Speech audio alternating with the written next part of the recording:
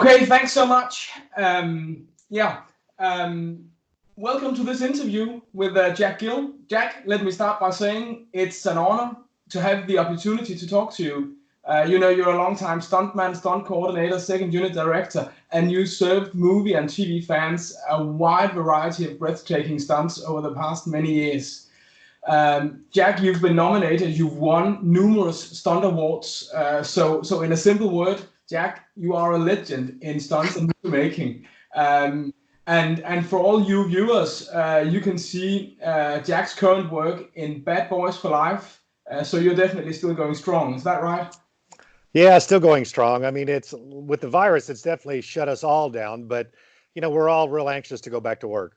Yeah, I can understand that. And with your catalog of exciting tasks, there are so many great things that I could talk to you about. But in this interview, we are going to focus on your time as a stuntman, stunt coordinator, and second unit director on Knight Rider from 1982 to 1986. And if anyone of the viewers, Knight Rider fans out there, if they do not know it, you are actually on screen as well. You played Dugan in the episode Inside Out from the first season. Actually, I think the first episode to be filmed. You played Jack in second season Return to Cadiz. Paul Lacroix in Ring of Fire, also from the second season. And finally, you are actually the limo driver getting blown up in the beginning of third season episode Buyout. So I think there's a lot of us Knight Rider fans who really crave for more behind the scenes stories. I fell in love with Kit when I was 10, and come to think of it, you were the one who actually brought to life Kit's fantastic abilities. So all of the thrill, we owe it to you, Jack Gill. But I think let's get to it. I have a lot of questions, as I said, I'm extremely honored by having this interview and this chance to talk to you. Thank you. Yeah, first of all, I'd like to talk a bit about your a typical week on set when during the 4 years. How did it go? When did you start recording and working in the day? Did you have any days off? And then also a lot about your tasks, different tasks as stunt driver, stunt coordinator, and second unit director. Can you enlighten us a bit about this? Yeah, I mean, when we first started off shooting Kit and David Hasselhoff, we thought, essentially it's going to be more about David Hasselhoff and less about the car. But as we started getting into like our, probably second or third episode, we found out that the car was just as important as David Hasselhoff's character. And so everything started to build from that, from the camaraderie between the two characters. And it became its own kind of entity. And once it became its own entity, it was kind of me being Kit in the seat the whole time, trying to figure out what we can do that's interesting to make Kit look like a real character. And so we had a lot to do with story. We had a lot to do with, we'd all sit down at the table and start talking about, different things we could do with the car and things that were funny and things that were, he could get David Hasselhoff out of trouble. And from that, from all the writers and the producers and the directors, we came up with kind of a floor plan of saying in each and every episode, we're going to have David trying to thwart the bad guy. And somewhere along the line, Kit has to help him. And that's kind of the basis of how we built every single one of them so that they become victorious at the end. And so it was a feel-good TV series, and one that, when we first started, it started out kind of easygoing in that, David's going to fight the bad guys and Kit's just going to drive him around and talk to him. But it became more of a partnership. And the partnership blossomed after that into becoming, Kit saved David from a lot of things. And, it was a fantastic character in that it's a non-entity type character. And I never thought a talking car would ever go as big as it did. But the fact that people really understood that, we were way ahead of the curve back then. Nobody really thought there was really going to be talking cars. And look at us now. We've got cars that talk to us and cars that drive us. And it's kind of the same thing. But back then we were kind of the cutting edge. Great. How about your different roles on the show? You were driving the car. You were also a coordinator. Can you tell us a bit about the different roles you had? Yeah, I mean, I started off simply just doubling Hasselhoff and driving the car and driving Kit. And then about 6 months to 8 months into it, they wanted me to be the stunt coordinator and second unit director, which is an action director. And when I took that on, that was overwhelming. It was, you're running between trying to do 4 different jobs at once. And I had to bring in guys to try and do some of the work that I was doing. So I brought my brother in, Andy Gill, and he drove the car some of the time and jumped the car some of the time. And then I had Joel Kramer doubling Hasselhoff outside the car and doing the fights. And we had a lot of other drivers for the car when I was directing. But when I was the stunt coordinator, I was pretty much driving the car the whole time and doubling Hasselhoff. And there were times when, David is 6'4" and I'm only 6 feet tall, but I did double him outside the car a few different times, only because we just didn't have, we ended up writing some big action sequence at the last minute, and I didn't have somebody 6'4" on the set. So I ended up doubling Hasselhoff, and nobody seemed to know the difference. I couldn't do a stand-up fight with another guy, but if it was an explosion or if it was jumping off of something, or like I did a high fall off of a building and landed in Kit from 6 stories, that kind of stuff I could get away with, but not when we were standing up toe to toe. I had to bring somebody else in to double him. But the great part about being able to jockey between all those different positions is that I kind of knew where everything was going to go. I knew exactly what I wanted to do and how to do it. And the studio gave me free rein to do whatever we wanted to do. And if we thought something would work better that wasn't in the script, they were all for it. As long as it didn't cost them more money, they were fine with it. So that was the great part about Knight Rider, is that you could change things on the fly. And that's very difficult to do in today's world. We can't really change things without sitting down and have meetings with 25, 30 people. Yeah. Okay. How many people were on the stunt team of Knight Rider? I mean, it varied, but we never had less than probably 8, and sometimes we had 25 or 30. It all depends on how big the sequence was and how many people we had in the background. And you have to remember, back then, we didn't have any way to remove cables and change things CGI wise that they can do now. Everything was what you saw is what you got. So when I had to fly people on wires, which, like, there was a sequence where we ejected Hasselhoff out of the car up in the air, and I think it was a ejection seat in the passenger seat. We had to throw a guy up in the air, and there were no cables on that guy. We had to just pitch him up in the air and hope he landed behind the car.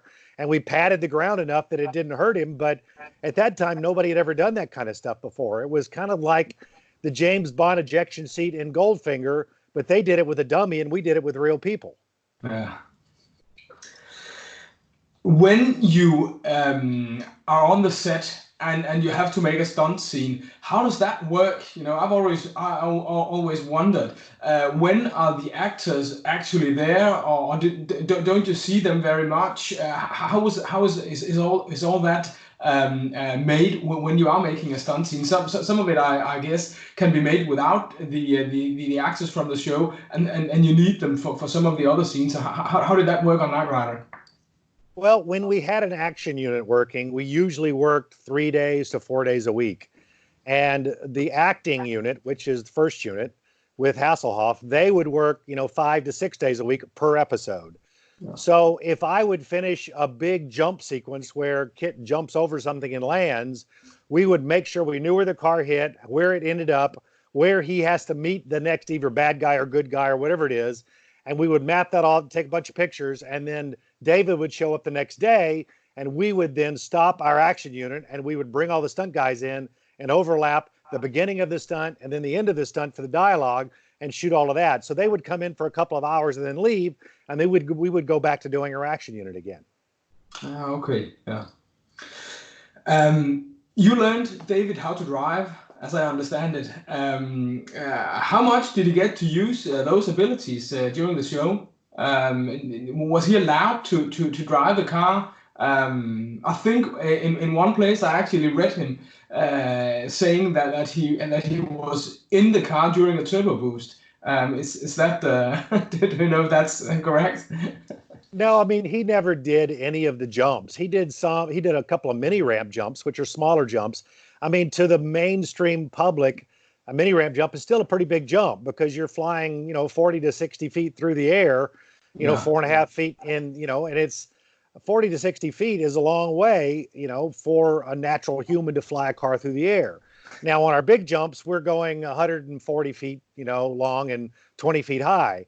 But David was a great driver. It took me probably 3 episodes to get him comfortable in the car. And you have to understand that David was driving with that big T-bar steering wheel, which was very difficult to drive with because that was our hero car. I didn't have that steering wheel. I had a little round steering wheel that I could whip around pretty easily. But since when we shot David, you could see the steering wheel, he had to drive with a T steering wheel. So it was a different kind of a skill set for David. Is when I taught him, we were always in the hero car and we were in a parking lot trying to teach him how to do 180s and do reverse 180s and slide the car to a stop and to hit a mark. And he was a fast learner. I mean, he was one of the guys that really wanted to learn and understood the parameters of it. And so those kind of guys are fun to teach because they're kind of like a sponge. They really soak up everything and are really, happy to be there. There's some actors when you try and teach them that they think they understand everything in the first 10 minutes and just want to go back to their dressing room. And David wasn't like that.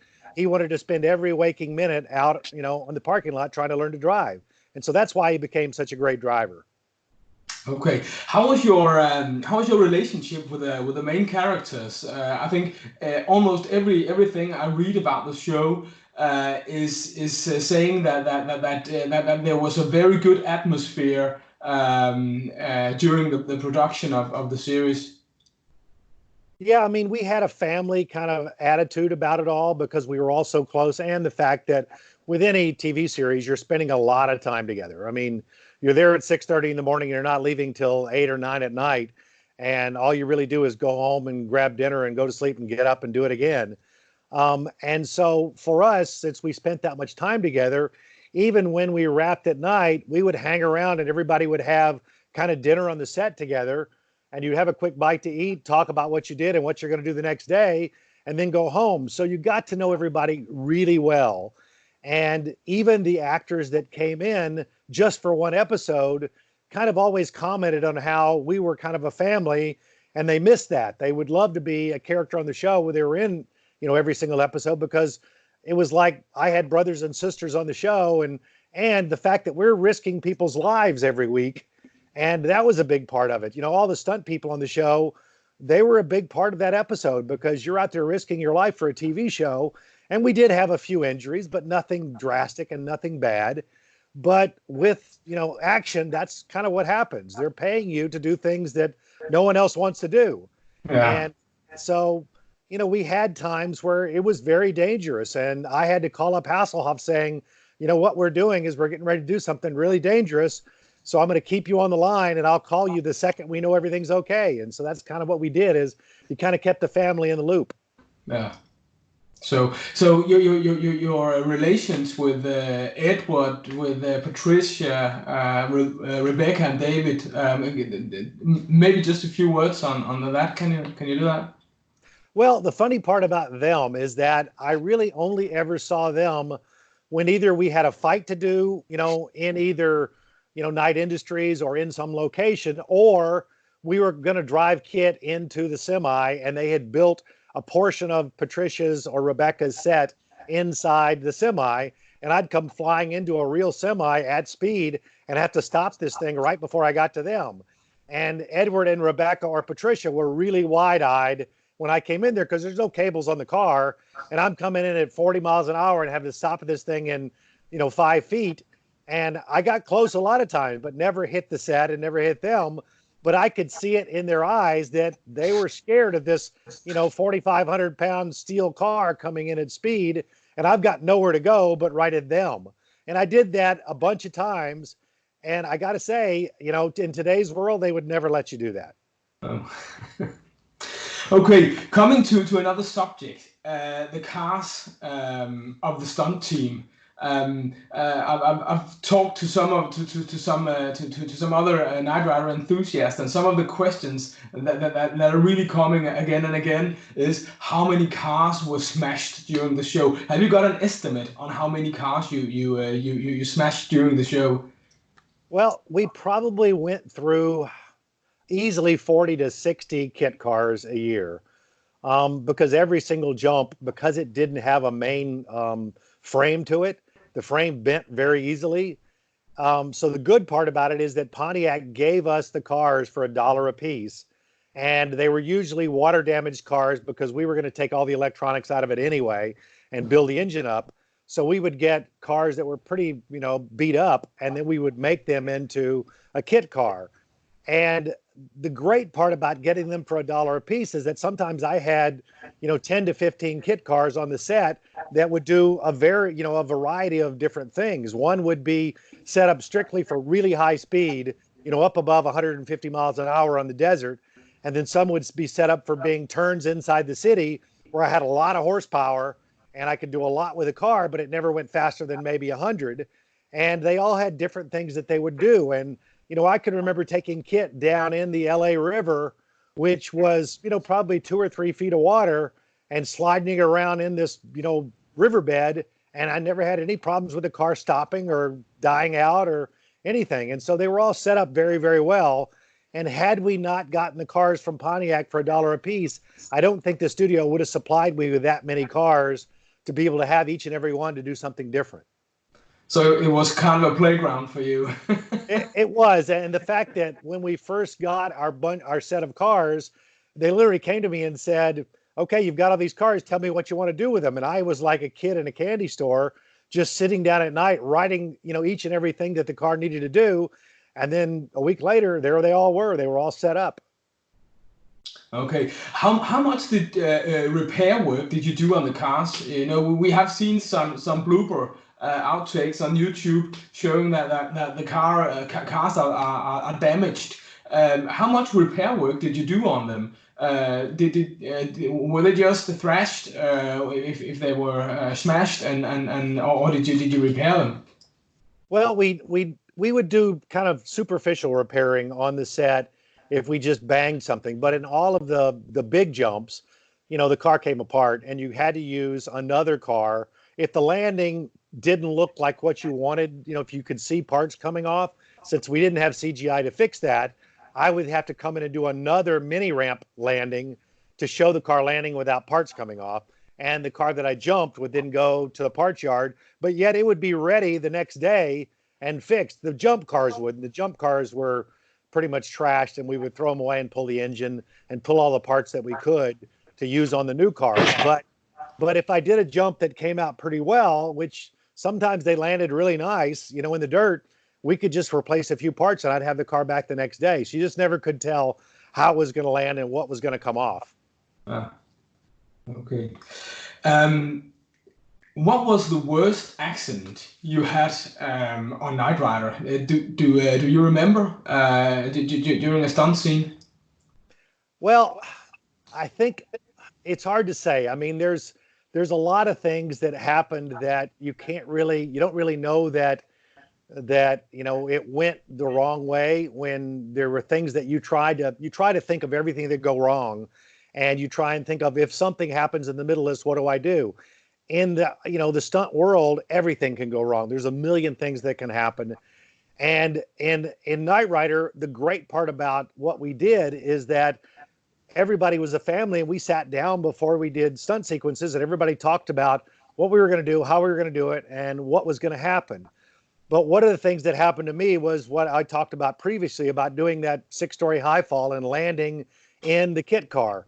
What you see is I jump out of a building and go straight toe.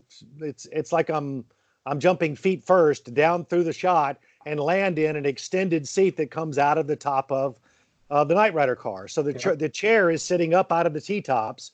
I hit the seat and land in the car, and David drives away. So what we had done is we had taken the kit car and putting it up on the top of a car carrier. And a car carrier is like what you see when the cars are carried to new dealers. They're double deck car carriers. So this Knight Rider car is sitting up on the second level of a car carrier. And the camera shot the car without seeing the car carrier. That means that the bottom of the lens just mapped out the bottom of the car carrier. All you see is from the wheels up. So you don't see the car carrier, and it's against the side of the building. So I have to drop by the car at speed and hit the airbag on the other side of the car carrier. Well, I had done it 3 times, and every time I did it, the director said, well, it looks like you're landing on your back. You're landing flat when you go by the car. You have to go through my frame like a pencil, straight up and down. And I said, well, I have to go flat into the bag or I'm going to get hurt. And he goes, well, it's not working. You have to go, like a pencil. So the next take, which was the 4th take, I stayed straight up and down all the way through the frame and got through the frame and, ended up breaking my neck. And I didn't know at the time my neck was broken. It was just a hairline fracture, but I knew I had hurt something. And when I got out of the airbag, I was kind of holding my neck, and they put my head in, a neck collar. And I went to the hospital, and they said, yeah, you fractured your neck. And as bad as that seems, it was just a mild crack, and it healed in 6 weeks. And I could still drive, and I could still do everything else, but I couldn't do major jumps for about 2 months. So things like that happen.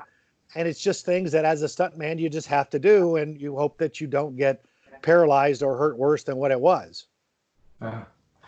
Okay, coming to the turbo boost, when I sit down and see the show, and I do that a lot, I still get, this feeling in the stomach whenever a kid takes off and flies through the air. There's really something honest about it, and compared to what we see today.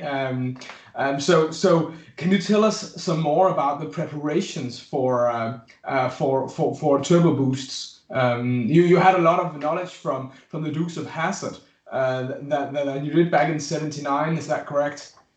Yes, I did. I did over 100 episodes of Dukes of Hazzard, and in that show, we kind of revolutionized the car jumping industry, which nobody had really seen that before except in Smokey and the Bandit.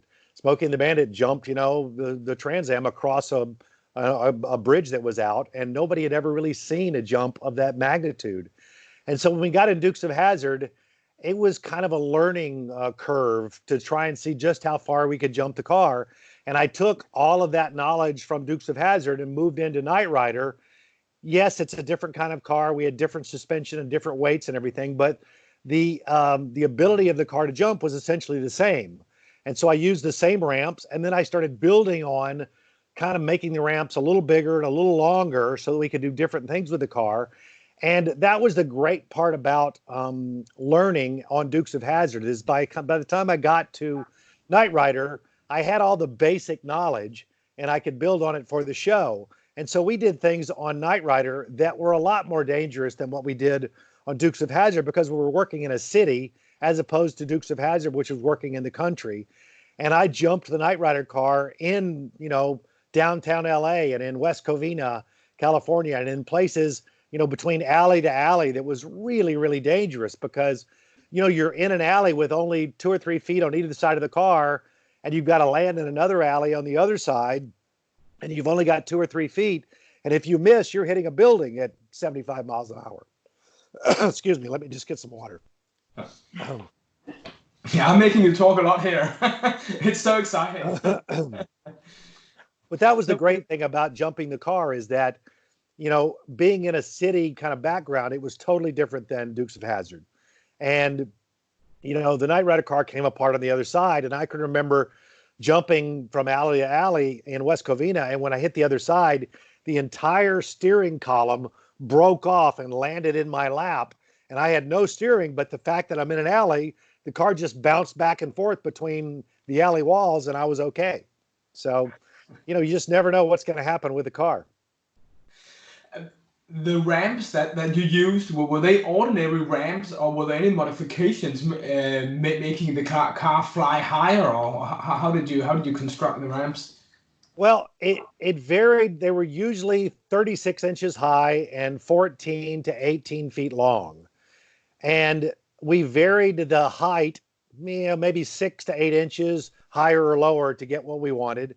And you had to have at least 14 to 16 feet long to get the car to bounce up in the air like we wanted. It's called a compression ramp. And, the great part about that is that it bounces the car up in the air and you don't have to carry a lot of speed. So my speed ranges were anywhere between 65 and 75 miles an hour. And, there were a lot of things that made the car jump like it did. And I'm not going to get into specifics, but you can't just take a stock car with those ramp dimensions and hit that ramp and do what we did in Kit, because I did a lot to the suspension and a lot to the way the car was built to make it fly flat through the air. And the great part about the Knight Rider car was that, having such a small ramp, and it was a small ramp, is that we could hide things around that ramp and the public never saw it. We'd put bushes around it or dirt around it. And one of the key factors that we did is we put a mirror and cut it exactly the same as the ramp, and then put it in the side angle of the ramp and tilted it toward the ground. So when the camera saw the ramp, it's looking at a mirror, and what it sees is the ground. So if you understand that, you're looking at a mirror that's looking at the ground, and so it takes the ramp away. It just looks like Kit just jumped up in the air, and it was miraculous. Yeah. Was there any?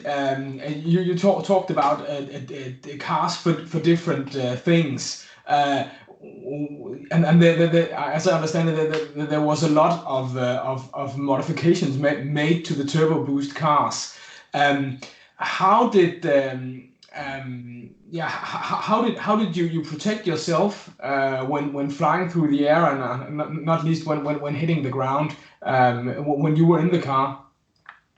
Well, back on the Dukes of Hazzard days, before we did Dukes of Hazzard, a bunch of stunt people had broken their backs trying big, car jumps like they did in Smokey and the Bandit. And a lot of my friends had broken their backs bad.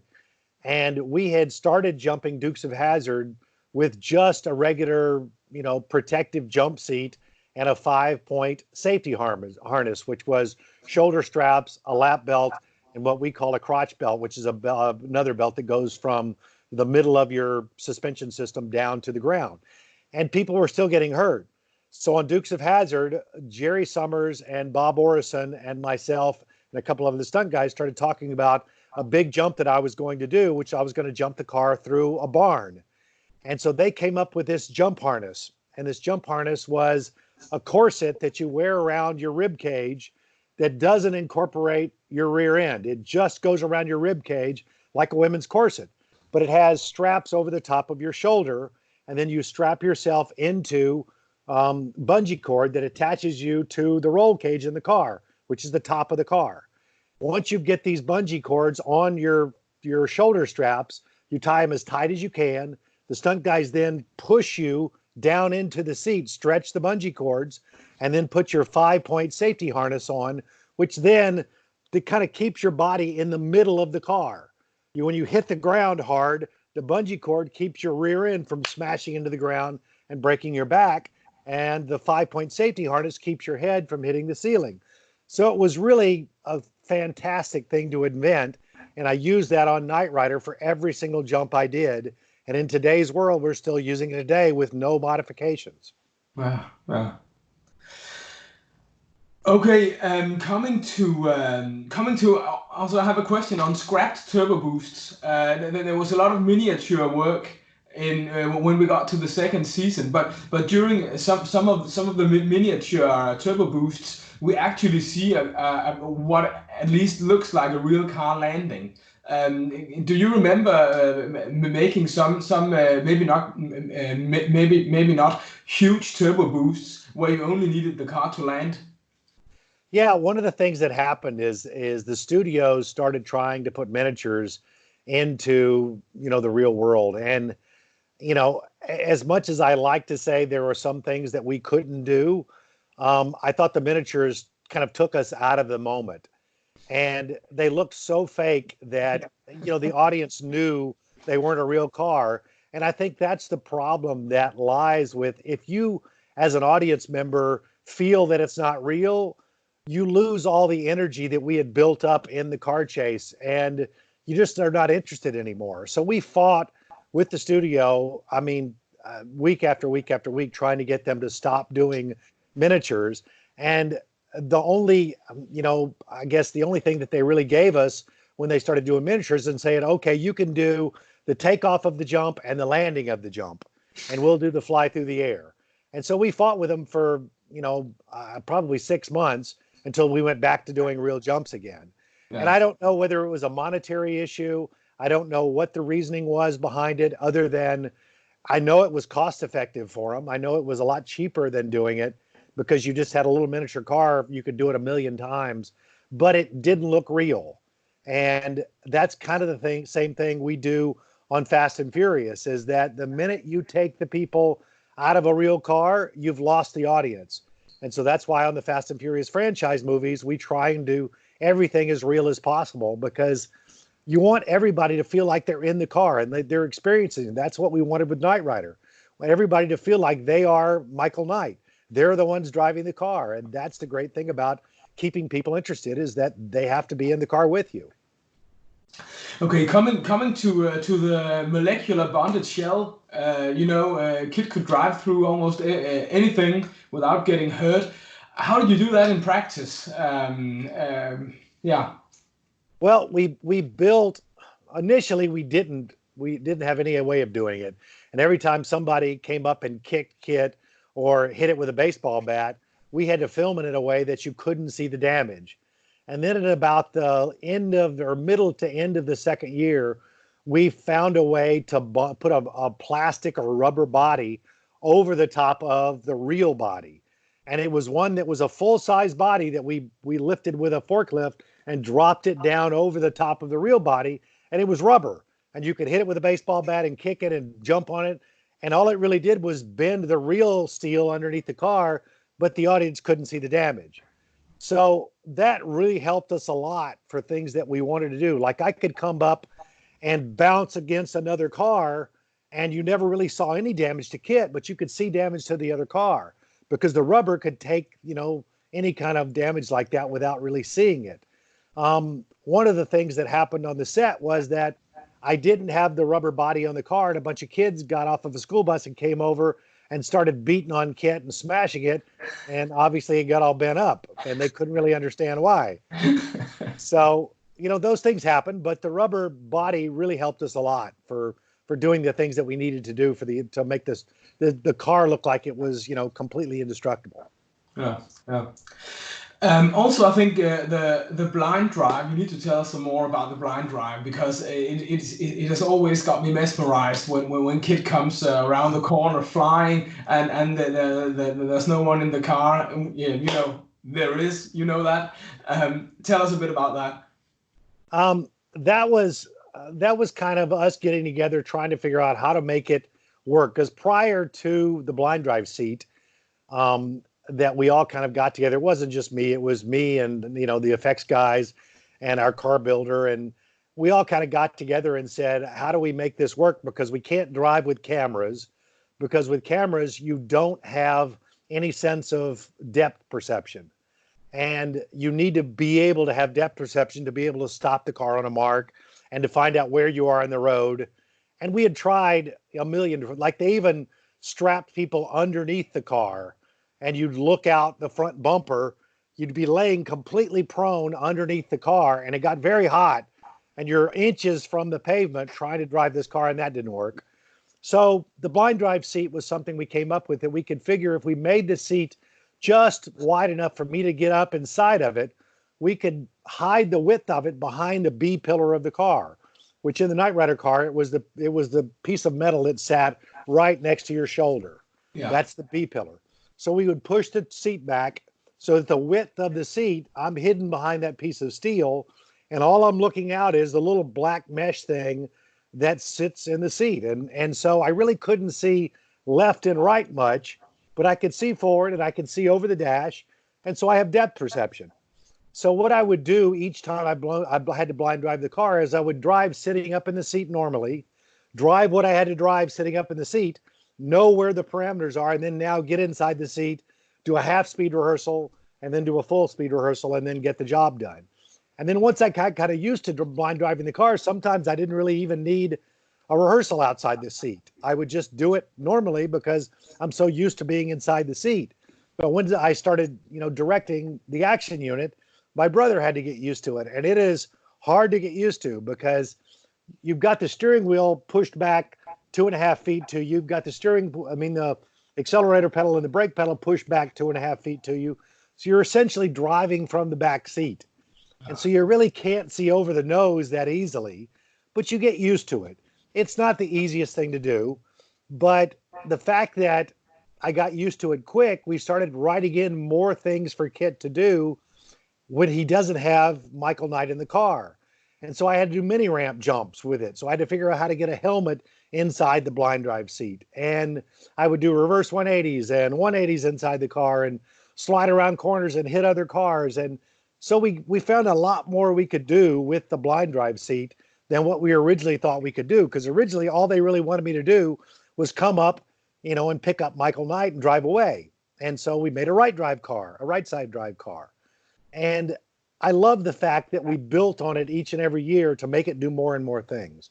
It was just something that was a lot of fun. But when you have 2.5 feet of extension steering wheel back in your lap, a lot of times that 2.5 feet couldn't take the impact of a mini ramp jump, and the entire thing would break apart and end up in my lap on the other side.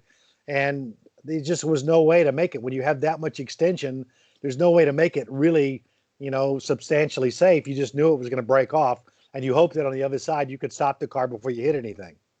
Yeah. Super pursuit mode. Were you in any way involved in that? When you look at the show today, it just seems like that that they speeded up the footage. They did, and they learned that from another show. Right as Knight Rider was coming out, there was another show that had a guy driving around in a Lamborghini Countach, and they speeded it up and went down to 6 frames a second, which we normally shoot at 24 frames a second. And so this was a quarter of that, which made the car look really, really fast.